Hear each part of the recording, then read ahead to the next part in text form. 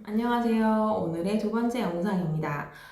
이번에는 사주에 대해서 한번 이야기해 볼까 해요. 사실 이 사주에 관한 건 제가 되게 자주 질문을 받는 부분인데요. 사주라는 것이 호호포노포노의 관점에서는 어떤 것인가 라고 한번 말씀을 드려볼까 합니다. 사실 사주라는 것은 생년월일 네 가지를 얘기하는 거고, 지금 제가 말씀드리고자 하는 것은 사주풀이에 대한 것이죠. 그러니까 우리가 흔히 점을 본다라고 할 때, 사주팔자라고 할 때, 그런 것들이 호호포노포노 관점에서 보면 어떤 것일까? 제가 생각했을 때는 말이죠. 그 사주팔자가 뭐 맞다 그르다라는 것을 떠나서 사주팔자가 그 사람의 데이터를 보여주는 하나의 방식이라고 생각을 해요. 그러니까 우리가 정화하지 않았을 때 태어나면서 자기가 가지고 있는 데이터들이 있잖아요. 그 데이터들을 하나의 방법으로 읽어주는 것이 사주팔자고, 뭐 다른 문화에서는 다른 방법으로 그 사람의 기억, 데이터를 읽을 수 있는 것들이 있겠죠. 그리고 뭐 이제 점 같은 거 보러 가는 것도 결국에는 그 사람의 가지고 있는 데이터, 그러니까 기억을 얘기하는 거죠. 그 기억을 읽어주는 것이다 라고 봅니다. 제가 지난번 영상에서 신성의 청사진에 대해 말씀을 드렸잖아요.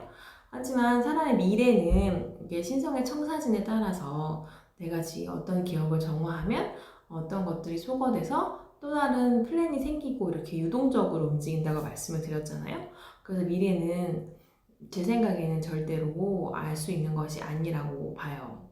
미래를 생각하고 미래가 이럴 것이다 라고 기대하는 순간 그건 역시 기억이 돼버리기 때문에 나에게 적절한 미래가 되지 않을 수 있거든요. 그런 면에서 본다면 사주풀이를 보고 이런 것도 뭐 의미 있는 일이 될 수 있겠지만, 그보다 더 호호포노포노에서 바라는 적절한 관점은 자기가 사주풀이를 봤다 하더라도 그 본 것에 대한 것이 자신의 데이터, 기억을 읽은 것이니까 그 기억을 정화함으로써 나의 데이터가 소거되고 제로로 가서 나에게 더 적절한 영감이, 우리가 받고 있는 기억들은, 받고 있는 데이터는 딱 두 가지밖에 없어요. 기억 아니면 영감이거든요.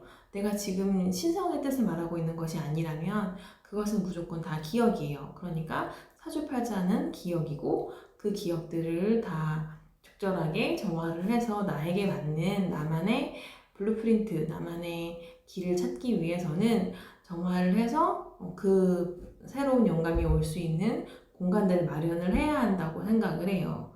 그런데 아무래도 되게 오래된 기억들이기 때문에 그런 해석이나 뭐 누군가에게 점을 보고 왔을 때 그것이 되게 나의 뇌리에 인상을 강하게 줄 수 있어요. 그러면 그 기억이 또 나에게 하나의 제약이 되고 압박이 돼서 더욱더 나를 억압할 수 있거든요. 그러니까 내가 그것을 하기가 어렵다면 아예 애초에 안 해보는 것도 하나의 방법이 될 수 있고, 그럼에도 불구하고 너무 보고 싶다 그러면 정화를 먼저 하고 이제 적절한 상담을 찾아서 해보시고, 그리고 정화를 갔다 와서도 하는 것이 여러분에게 제일 좋지 않을까 생각을 합니다.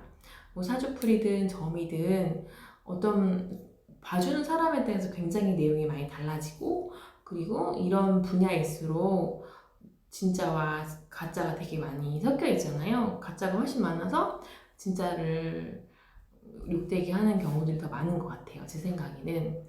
어쨌든 사주풀이가 뭐 가짜다 진짜다라고 할 수 있는 건 아니고, 호호포노포노 관점에서는 사주풀이 자체가 기억의 데이터를 여러분에게 알려드리는 것 뿐이니 여러분은 그 데이터를 정화할 수 있는 기회를 맞이하는 거다 라고 말씀을 드리고 싶어요. 그리고 점 보는 것도 마찬가지죠. 점 보는 것도 여러분에게 정화할 기회를 제공받은 것이니까 기꺼이 정화하신다면 또 좋은 적절한 방향이 열릴 수 있지 않을까라고 생각을 합니다. 자, 오늘은 사주풀이와 점에 대해서 호호포노포노는 어떤 관점을 볼까라는 이야기를 한번 말씀드려봤어요. 오늘 영상은 여기까지입니다. 다음에도 뵐게요. 알로하.